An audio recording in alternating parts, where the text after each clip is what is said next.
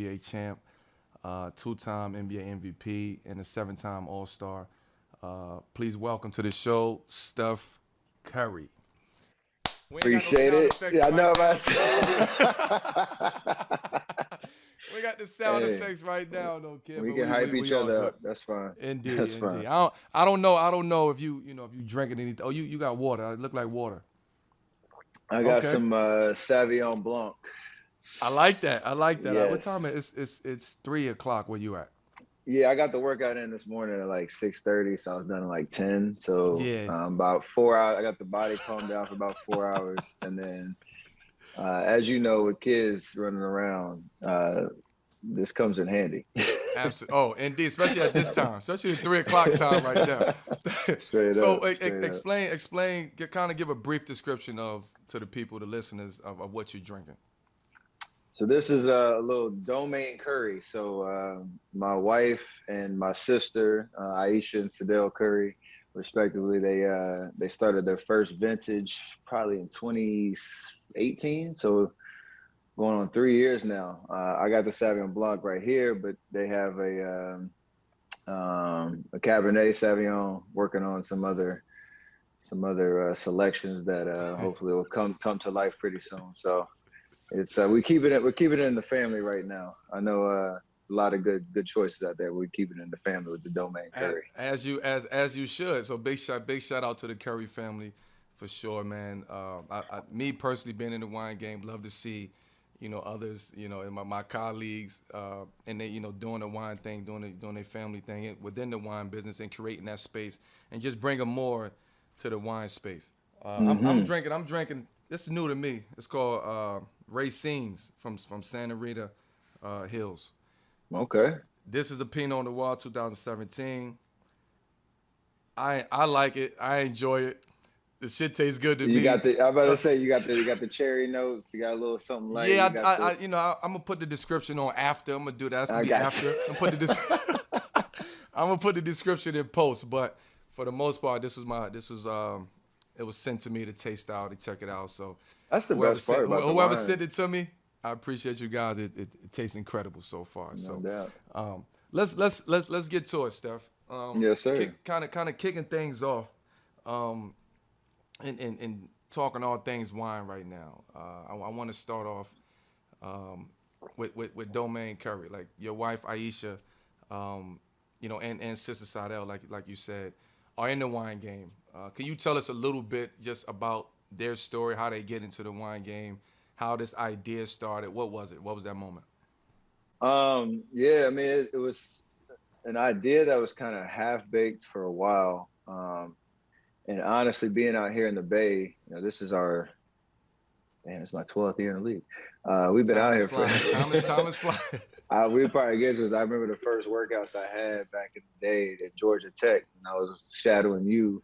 Indeed. It was 12 years ago. It's crazy, '09. But like being out here in the Bay and being so close to Napa, Sonoma, and the works, there's always like ideas and options about how to do it. My wife and my sister were very patient with the process. Um, one of what they want to do and who they want to do it with, and so they have a amazing business partner, a guy named John Schwartz, who has a winery called Amuse Bouche, and they kind of started to riff on what type of wine that they wanted to make, what they really wanted to get behind, and really understand what the process was like. Because anybody, I guess, can put your name on something, but it's different when you're about that, the behind the scenes and really do the blending, go to the vineyards, understand, how the grapes are grown, the whole process, so that it's sustainable, not just something that comes and goes. And so they found the time was right about 4 years ago and did their first blend. And the name was cool, just because obviously the curry name, but for Domaine Curry, and it was an inspiration. It's on the bottle on the back. It talks about Proverbs 31, and the power of the woman, and it's a very cool analogy around how grapes are grown in the in the vine, Absolutely. and they wanted to kind of bring that to life. So there's a story behind it.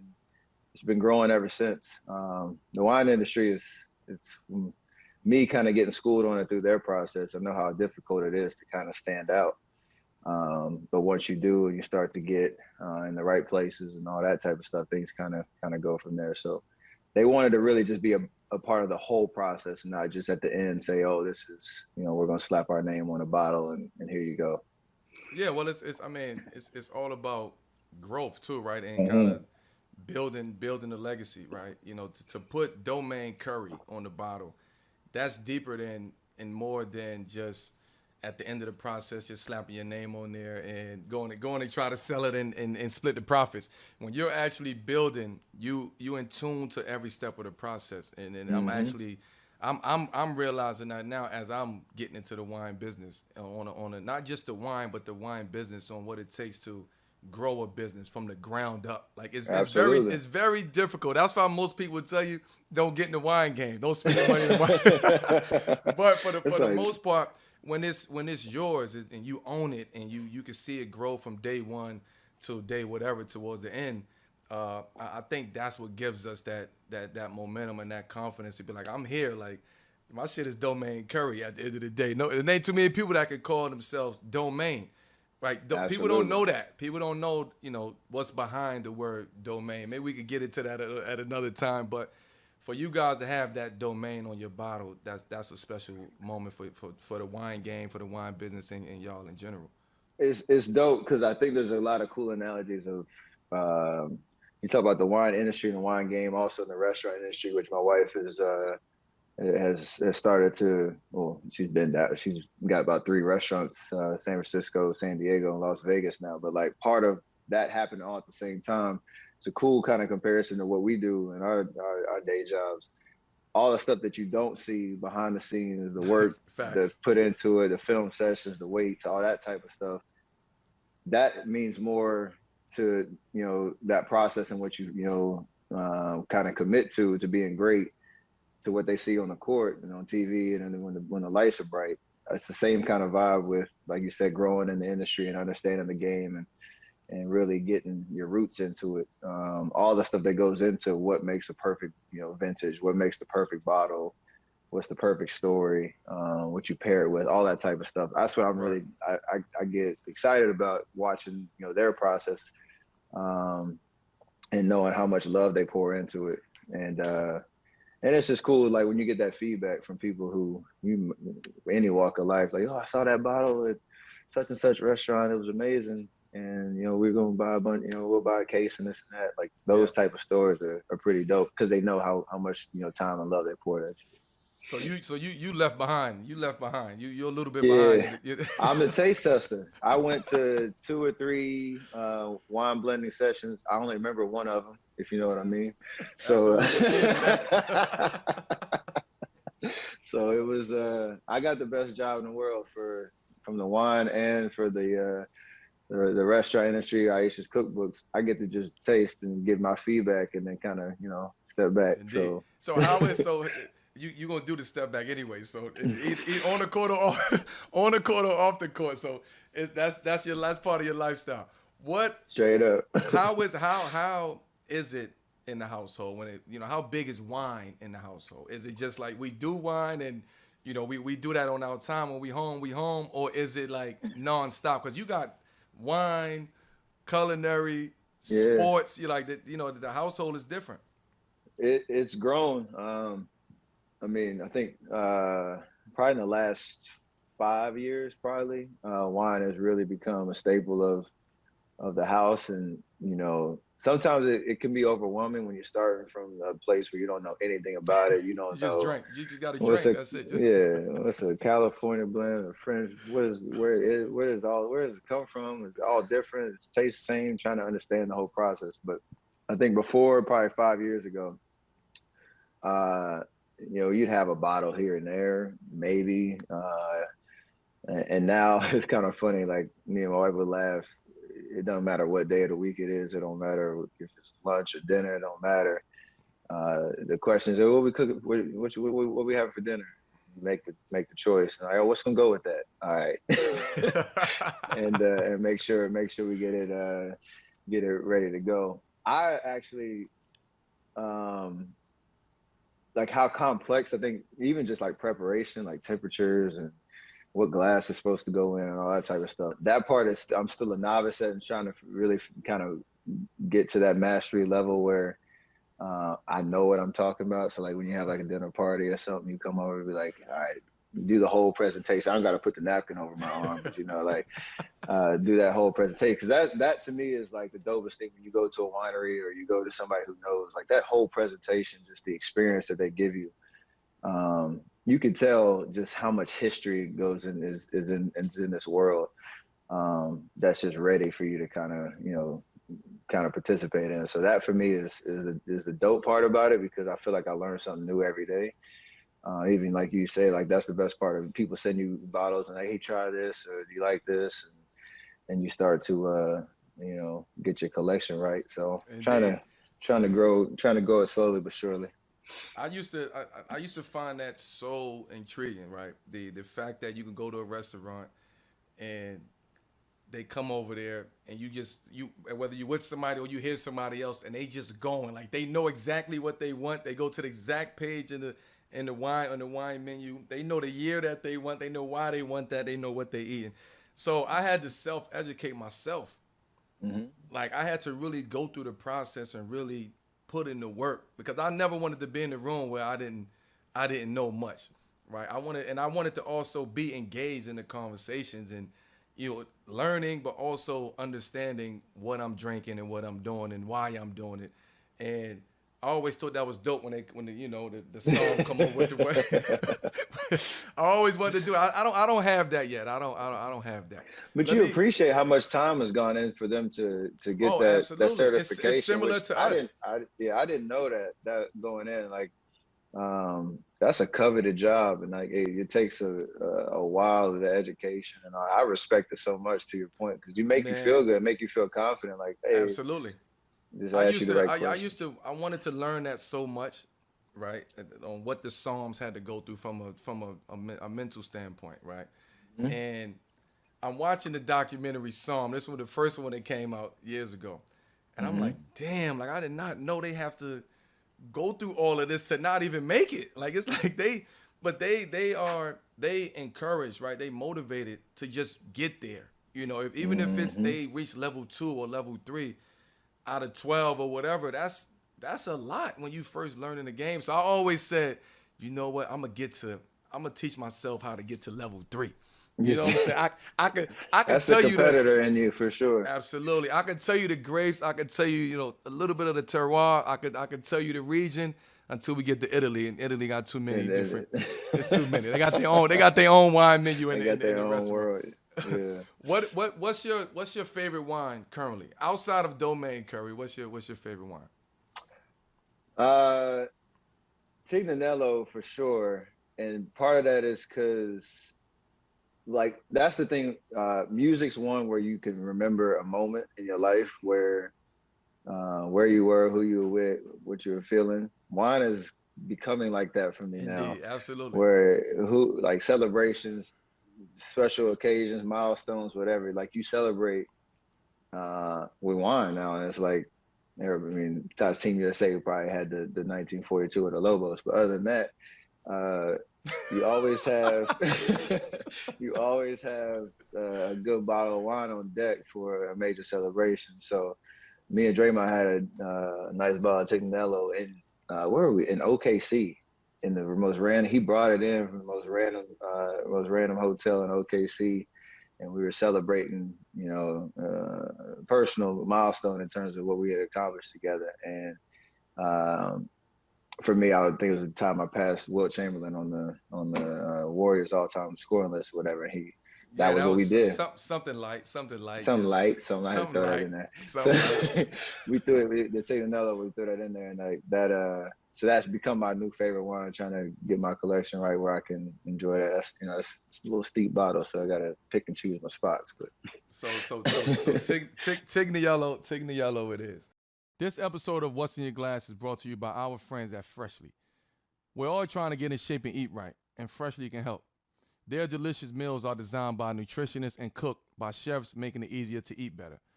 Grocery shopping and cooking can be a pain, especially right now. And with Freshly, you don't have to. Your meals arrive cooked and fresh every week, so you can keep your fridge stocked and skip the trip to the store. Ordering is easy.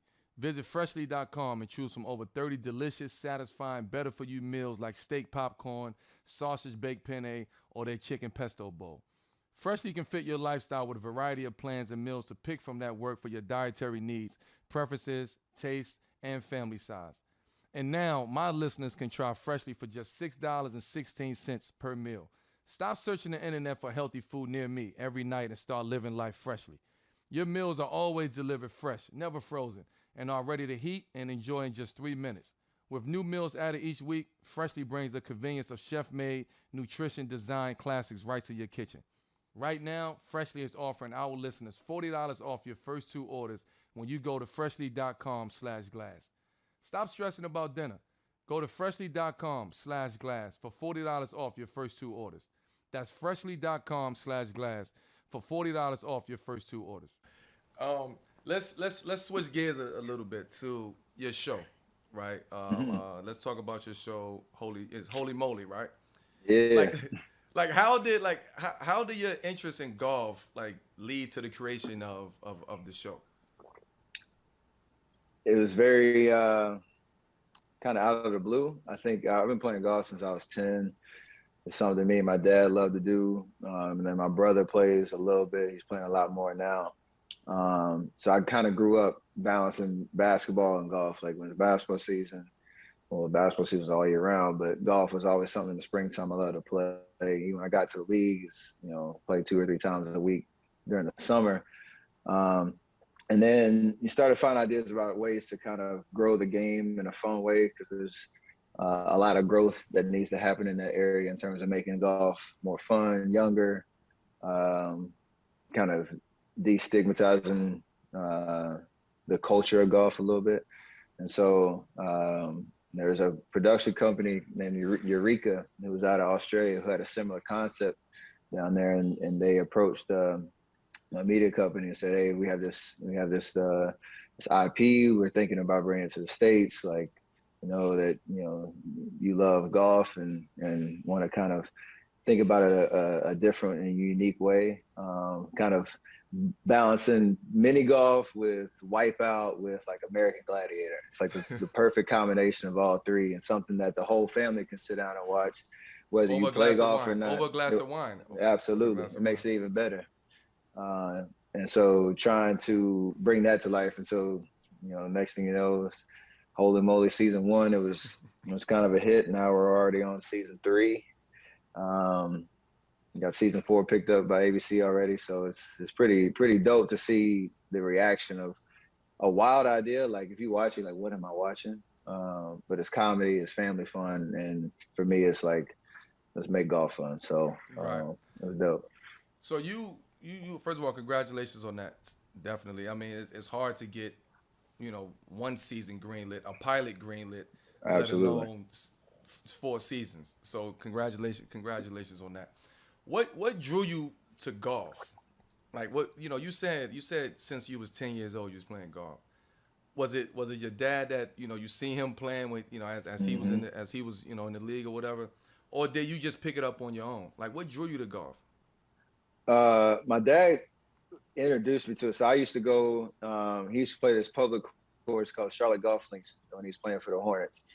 And I remember going out there when I was probably 8 or 9, riding the golf cart, and he gave me like a little sawed off little putter that was for my size. And all I do is just go follow him on the green, like putt around. And that just slowly grew my interest in the game. I didn't really know what it was like. I just knew it was one quality time with my pops, but also like driving a golf cart was the best thing in the world. So that's how it started. And then I played my first round, a full round when I was like 10. And from there, the hook for me was just the self competition, the self motivation. Playing a team sport and playing basketball, like I knew how much work goes into it, and you're always like pursuing perfection in your craft, and you're always trying to find a way to get better. But in basketball, for me, like you win, lose games, stuff can go your way, it can, injuries, all that type of stuff. Golf was the one that no matter how much better I thought I got, I was like one round away from being terrible. and then like you go another 2 weeks, and you feel like you're getting great, and then you wake up the next day, go play, and you have no confidence at all. Like that chase, there's nothing really like that. And for me, that was something that just hooked me because I'm super competitive. There's a lot of kind of fine motor skills that I can translate from basketball to golf, and the focus and the mental toughness around it helped me in basketball. But that pursuit of like just always trying to get a little bit better and a little bit better, a little bit better, it's the most humbling sport in the world. And that for me, I'm still on that chase. I'm 33 years old and still That's like why I won't play it. that. Cause it's too it's too humbling. It's too humbling, right? It's too humbling, man. I'd rather go out there and fish and be on the water. I'm out Yeah. there just man the fish. That's it. I like to catch fish. Golf is too humbling. Like it's you really have to you starting all over. And you said you started at 10 years old. So Yeah. imagine me. I'll be starting at 36, 37 years old. I ain't got the patience right now for that. But see, that's the thing. It's the one sport that I know of that you can't try harder and it's automatically going to lead to you getting better. Like I can try harder in basketball. I can run sprints faster and Right. I can put up more shots and I'm probably going to get better. You can't like try harder and it's guaranteed to get you better. I'm not trying to scare you off of it because it's the dopest sport in the world. You Like scared it's some, you no, scared me I off. had to Don't worry about it. stop. You scared. I had to stop. It was like just go to Top Golf, go to the range somewhere, and get with you gotta get a little some fundamental and coaching and all that. But it's the dopest sport in the world for two reasons. Well, three reasons. One is what I just said about competition. Two, the people that you get to play with. I know you go fishing, you can hang out with your crew and all that, and choose your company. Golf's like the ones where you can meet people just at a course and you create connections and bonds. You learn a lot about people on the golf course too. Like Indeed, you indeed. learn a lot about people's personalities. It's very revealing in that respect. And then also like if you're blessed to be able to travel places and play, um, the world is an oyster, man. There's so many dope Oh, indeed. And places that's one of that the things I that design respect. courses. That's one of the things I respect about the sport of golf, right? There's a course everywhere. You go, okay, you only have to know somebody to just be like, yo, let's go. I'm at the course today, or come over to the course. You can just pull up to the course and it's people there. But Straight up. also the traveling aspect of it, right? Being able to travel the world and go play at the best courses that's ever designed and ever invented out there and ever created with people that you probably would never ever meet before. They Absolutely. might DM you or something like that. You would never meet them. You would never meet them in person. So to go and play on these different design courses, like that would be the only thing for me. I would drive my golf cart if I could just Hmm. go to every all the different courses and see the sightseeing and on the water and shit You like that. right there, man. You I'm, right. I'm You talking the language. You no, because I've, understand. I've done it before. I've I done it know. That's what I'm before. saying. I've It's not you're tried it not before. close from just seeing that ball fly the right way. Just one or two, three times, and you just get hooked.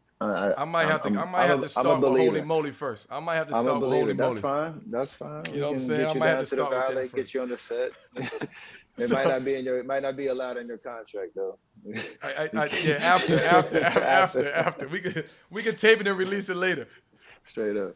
What So speaking about traveling and meeting different people, like what foursome would you want to team up with in golf? Wait, we talking golfers? Or we talking anybody? Anybody. It could be anybody. Golfers, anybody. Um, that's a great question. I've played with him before, but Barack he's an automatic invite. Like he is just the most fascinating person in the world in terms of his intelligence, but also his experience. And spending 4 hours with him on the course, I'll take that all day of the week. Tiger for sure. Um, that goes without saying. Um, and I'd probably say you got me on you got my golf brain on. Jack Nicklaus for me, just because those are arguably the one and two all-time greatest golfers in the world, and everything you said about like traveling different places, golf architecture, like design, all that type of stuff. Like, who better to explain that while you're on whatever course than those Right. two dudes? Right. Exactly. And me and Barack would go take their money. So that's about it. That's a hell of a tag team. Yeah. I want to talk about something else you got going on. In 2019, it was it was the underrated tour, right? To Hmm. to provide. I want to get it right. To provide training and exposure opportunities to, I think, three star high school, right? 3-star high school basketball players. How has that uh, how is that going, first of all, and how did why and how did you start that?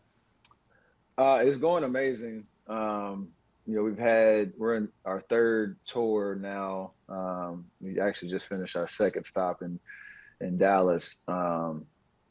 We had a rough kind of patch like everybody did in the world with the pandemic. Our second tour season got cut short, but the idea kind of just sparked. So with Under Armour, I had my All American camp, um, select camp out in the Bay, probably 7 years ago, 6, 7 years ago, and it was amazing to see like the best high school athletes, in the country come and compete and get some exposure with me, kind of give them some of my knowledge and kind of build that experience out. About the third year, it kind of hit me. I was like, when I was in high school, I wouldn't have gotten invited to my own camp. Like I know I didn't got better and I'm in the league now and all this, but this is crazy. When I was 16, 17, 18, like I wouldn't have gotten invited to this camp. So this is cool. I want to maintain this, experience with, you know, the best of the best, the 5-star, the All Americans, but where are the kids that I use the term the next me, who was a 3-star, just looking for an opportunity, looking for any D1 scholarship, and just looking to get on the national map and get some exposure for recruiters and coaches who, I don't care if you're talking D1, D2, D3. Like we all know, basketball opens so many doors. You can just get that opportunity to get to the next level. So that's where the underrated tour, started. That was the idea that kind of sparked it. And, the first year we had 4 stops around the country, and we reached about 300 kids that year. And I think over the last 2.5 years, we're still brand new, still again on our third tour. We have over double-digit scholarship offers for 3-star recruits on both the men's and women's side coming out of the underrated tour. So Wow. it's amazing to know that it's starting to change lives and create opportunity. And last year we were able to position underrated as in terms of gender equity. We have both men and women the same amount of camp spots for each stop, and that was a huge upgrade from our first year. And it's been awesome. I think we get a lot of feedback from parents and kids who one, and just enjoy the experience and know that people are looking out for not just the best of the best, but the late bloomers or the ones that are kind of going under the radar. And hopefully it continues to grow. The idea is hopefully to expand into other sports then in the future. Obviously starting with basketball, but it's dope to just know, like, I was a 3-star recruit when I was a senior in high school, and thankfully Davidson extended a scholarship, and the rest is history from there. So hopefully we can change some kids' lives. Right, indeed. And you mentioned something about, I mean, first of all, the underrated tour is based off of your past experience in being a 3-star recruit. I know what it's like to be a 5-star recruit, right? Mm-hmm. I know what it's like to be the number one player, but I also know what it's like to play with other guys on my team who was less fortunate than I was, who wasn't even a 2-star. You know what I'm saying? But they still locked in. They grinded it out. They made it. They made their own path, and they got their goal, which was to make it to college or get a free scholarship. Mm-hmm. How hard was it for you to stay locked in with that, knowing that, like you said, your senior year, you was a 3-star recruit? I'm sure you went home at night. Some days I'm just like, man, look, ain't nobody coming to get me, man. Like, I'm gonna go back to golf, man. You know what I'm saying? Like, That was a thought for real. no, so I'm laughing, but I'm being serious about that too. It's like, how did you find it to stay locked in, even though all the odds was really against you? It was just about being real with myself, because like you said, I had big dreams. I mean, my dad played in the NBA. Like, I got to see the vision, but I wasn't, this physically dominant combo guard coming out that was athletic and all that. Like I was a late bloomer. I knew I could shoot. I knew I was skilled, but I didn't pass the eye test either. So a lot of it was just being real with myself, not doubting myself, but being real in terms of, okay, this whole time I want to be an ACC player growing up in Charlotte, Duke, Carolina, NC State, Wake Forest, all right there. Like I want to be on that level. I went to a summer camp, AAU tournament and played in front of all those coaches. I was like, this is my time. Let's go. I thought I'd play well. Next 2 weeks, I'm asking my parents, yo, who's calling? This time when they couldn't call cell phones. I'm like, yo, who's anybody calling? They're like, nah, like, we're going to keep waiting, keep working. So I had to be real about, okay, that might not be in the bag for me, but it's exactly what we're trying to do with Underrated. Is like, I just want an opportunity. I know I have it in here in my heart. I know I work, and everything that I do, get on the court, I have to, I got to earn. Just give me an opportunity on the next level, and I'll take it from there. Just get me somewhere where I know that a coach believes in me and is going to, spend time nurturing me on and off the court, no matter where it is. And thankfully, I mean, I had parents that kind of understood the game and could kind of, encourage that thought process instead of like, oh, all these coaches, they don't know what they talking about. You that type of dude, you this, you that. Like, yeah, they can instill confidence, but we have to be real about what the opportunity is, and that, I can't compare myself to the next person to my right or to my left. Like, my journey is my journey. And it was hard. It was hard to kind of believe it, but I stayed true to that mission. And once Coach Bob McKillop at Davidson, started coming to a couple open gyms, and it was like, hey, you're gonna have an opportunity to play. We're gonna play against the best in the country. You're gonna get that exposure.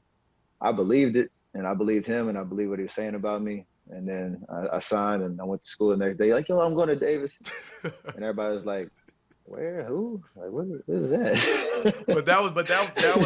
that was your ACC moment. You know what I'm saying? Exactly. Like in inside and in your heart, that was your ACC moment. Forget what everybody else was talking about or saying. That was your moment. So you felt like, I'm here. You know what I'm saying? So now you playing with the house money at this point in time. You just going in there, got to do what you got to do. And the landscape of, like you said, we didn't have the cell phones back then. Like, coaches couldn't call.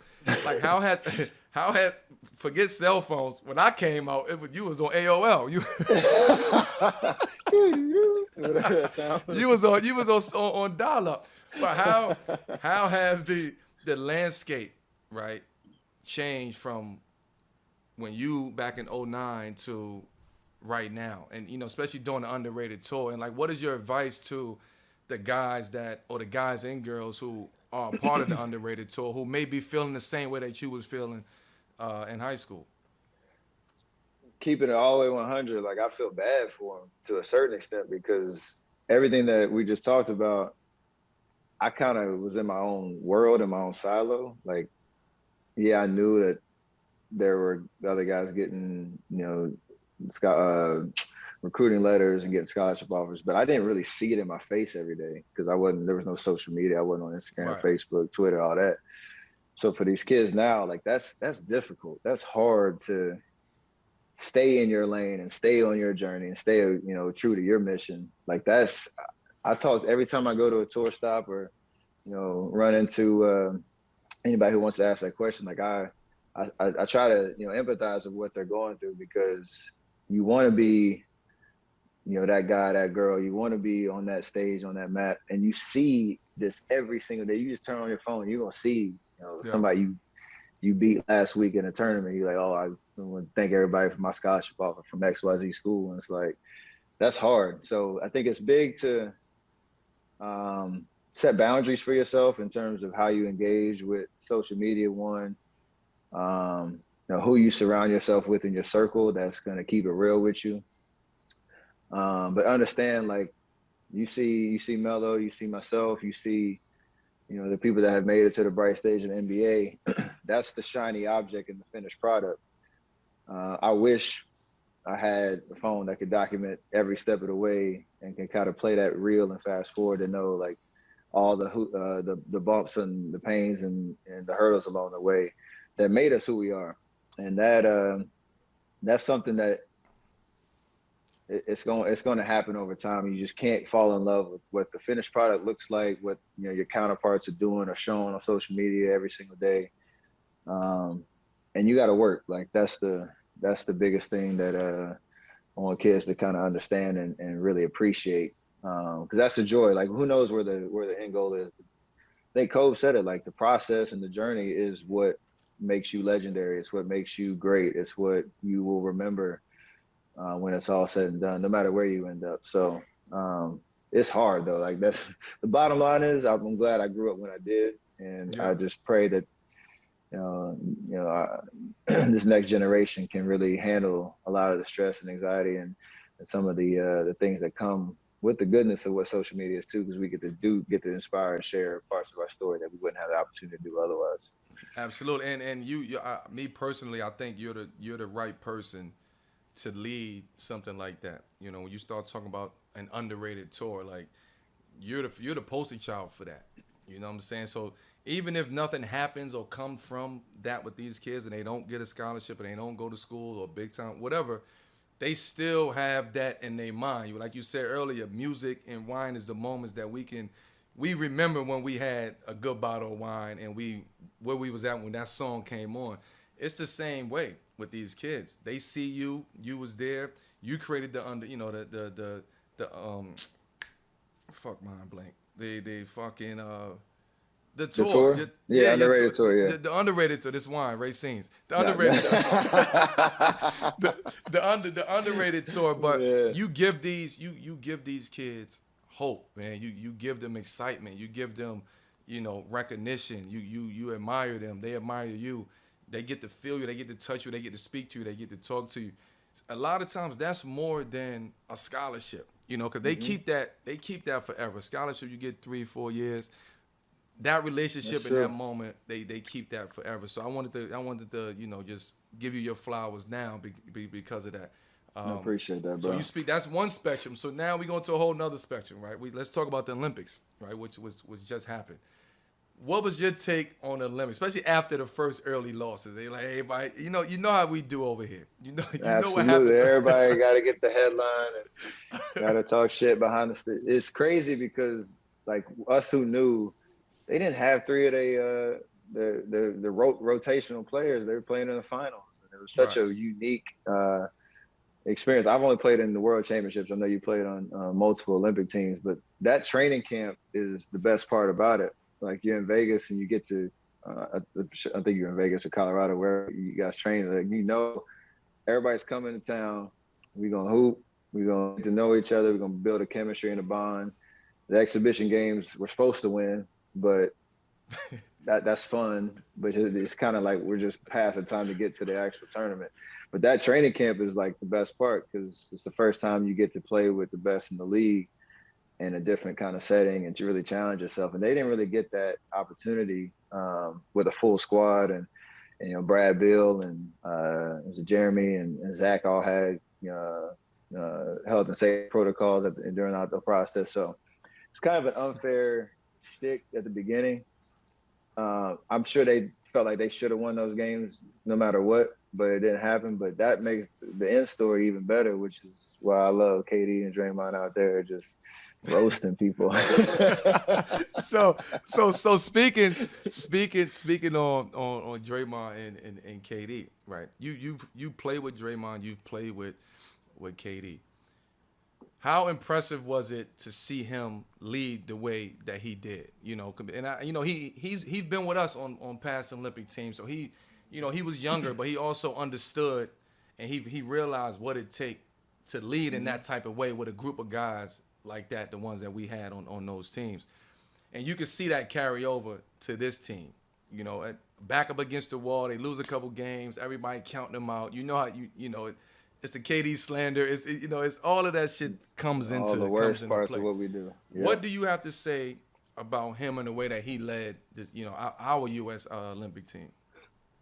it's interesting because when I played in the 2010 World Championships, we were in Istanbul, Turkey, and I was just coming off my rookie year. I think he was finishing his third year, and I made the team, and I'm like kind of deer in the headlights because I'm just really trying to get my bearings as an NBA player. But then I go to the summer camp and Was make this the the team. 2000? This was 2010 2010, World yeah, Championship. and like that was his coming out party for real, for real. Like that was some of the best basketball I've ever seen on the international stage. Of like they got to do just a documentary just on that. What 6 week period we were on, because he was still like the third year player who was a number two pick in the draft, and there's a lot of hype around him, but he hadn't taken that step. And the summer was another stage for him to do that. He it was crazy to watch him do what he did. So to kind of fast forward 11 years later, and um, just the way that you show up in international basketball, like it's a different vibe. It's hard to really explain because the difference between in the NBA game and the international game, it's night and day, and it requires a different skill set and a different approach. Um, and you're the closest to like a college basketball one and done tournament. Like you have to be on your game. So to watch him do what he did, especially with all the slander and all that type of stuff, I can't really say for him it really bothered him because we know how he is on. He knows everything that's being said, and he Absolutely. ain't shying away from it. But it's not like he was just waiting till the end. He was, He was. but Yeah, it was a build up. It was a build up. but it's just dope to know like that stage kind of brings a different side that most fans don't get to see, and you appreciate it when it's for your country. So it was fun to watch for sure. I wish the time difference it wasn't in the middle of the night, but hey, it was all Indeed. right. So, last question on Olympics. Will we see you in Paris in 24? I mean, I hope so, bro. Like this year, I don't have any regrets about not playing. Just personally, it wasn't the right time, and knowing that everything went this year, and looking forward to next year. But it is only 3 years away, so That's a long hopefully the. time now, champ. That's a long time. I know you see. I'm trying to will it and speak it into existence. That's a You know, long time ago. let's see if these legs can do what they need to do. But that would be an amazing opportunity. I haven't played in the Olympics, and that's what made this kind of summer decision extremely difficult. Knowing I hadn't had that opportunity, but yeah, would love to play if it makes sense. Indeed, indeed. Before we wrap, man, we usually do like a little rapid fire, quick answer, quick question type of deal. Yep. I'm gonna bring it back to wine and kind of what's in your glass, and just bring it back full circle. Um, what I'm gonna ask you doesn't have to be anything specific, no labels, no whatever. You just tell me what is your go-to, what's in your glass, or what is your go-to when you on, let's say, the Curry family vacation. What's your go-to wine? Mm, that's a good question. I honestly like a good rosé. Usually, if I'm on vacation, that means I'm somewhere hot and warm because I don't do the cold. So, um, a good rosé. It's actually interesting. D Wade's rosé. He sent some of that a couple of years. I really like their rosé. So, I had him on just the other day, and oh yeah, his rosé is incredible. His Chablis is incredible. So I want to give a big shout out to D Wade for that. absolutely. What if you on date night with wifey? Oh, I mean, a big bold cab. It doesn't. We're not exclusive to any certain label, but it is definitely going to be a big Okay. bold cab. We might break some pairing rules in that respect. Oh, Like it don't you matter have what to. You have first you of all, you have to. have to. You have to. You have to. That's a go-to though. That's like the family joke. Like no matter if we got to eat, if we're on a date, whatever it is, it's the big bold cab. That's when you get the psalm over and be like, I just want a nice big bold cab. What you got? Yeah, And they whatever you got, cause and you they know he got the napkin on, cause that bottle heavy as hell. So you know he got the napkin on. Quick question on that. Knowing this sommelier kind of roadmap, and I'm sure you talked to a lot of them. Do they like that pressure, knowing if it's a novice all the way up to an expert to say like, I want y'all to lead me in a certain direction, or does that make him like a So little they would they iffy on I like mean I gotta get this right? from my experience, they will want you to point them in some type of direction because if not, they're gonna go off of what they know, Their own right? palette, yeah, And yeah, yeah. so so if it's like if they notice your first time, they're gonna recommend something for a first time drinker, right? Gotcha. So it's the same. Well, you know your personnel. You know what I'm saying? It's KYP, we there, sir. Okay, You know okay. your personnel. You know your personnel. Um, you celebrating a big win, not on the court, in business. You celebrating a big win in business. Wait, does it have to stay with wine for this? You could no, it ain't gotta be wine. It could be Okay, it's whatever. we're taking a shot of tequila, and it's probably gonna be a Clase Azul or a Código. A little Okay, repo shot of repo. okay, repo. So you ain't gonna do the ultra anejo. That's got to be like we breaking the bank. All right. What you're okay? Uh you celebrating NBA championship. You made your first NBA championship. What did you celebrate with? I forget. I mean, it's obvious champagne. I don't remember what. When I got to the crib, we had our ace of spades on deck, and Right, right. So it after the was ace of spades, what did you after have? that. After the ace of spades, what did I have? You know what's funny? It was 2015. So I told you my timeline, right? My timeline from like 2016 and on. That's when I really started to get, I'll call it educated on what I was drinking. My pops, he loves some of that Crown Royal apple. Oh my god! Yo, I but I could tell. by the way, Crown Apple is not bad. It's not It's not bad. bad. Nobody's It's saying not it's bad. bad. It's It's not bad. just it's probably not the first choice. Like, I'm gonna celebrate something. That's kind of like the With a go-to. Crown Apple, yeah. Yeah. That's what we had at the crib. Um, this is a really random story. Now, hopefully, we can make the cut Oh, it's gonna make the cut. in our living room. We had like the little dumb waiter. So it's Yep. like a little thing with the shelf. You pull the rope, go from the Yep. first floor to second floor, whatever. We were doing our kitchen renovation at the time of 2015 championship. So all of our liquor and wine were not the wine, all the liquor was in the dumbwaiter just to hide it. So for some reason, we were all watching TV during the finals, and my pops fell asleep on the couch, but the couch is kind of like right behind me would be the dumbwaiter, right? Right. So all of a sudden, I think the weight of the liquor and all that kind of gave the dumbwaiter all it had. So all you hear is just bam, and my pops asleep. And the next thing is that's how you wake up out of sleep. Did the Crown Apple break?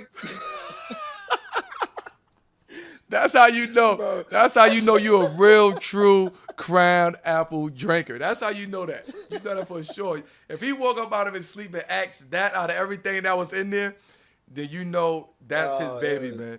it was phenomenal. I'll never forget that. So yeah, that was definitely a 2015 drink of choice. Man, big shout out to Pops, man. Big shout out to Crown Apple, man. Steph, big shout out to you. I appreciate you, man, coming on What's in Your Glass, man. It's always been love, man, and you know the society and the business that we in. We got to compete against each other all the time, but we never have a chance to kind of just keep it a buck with each other.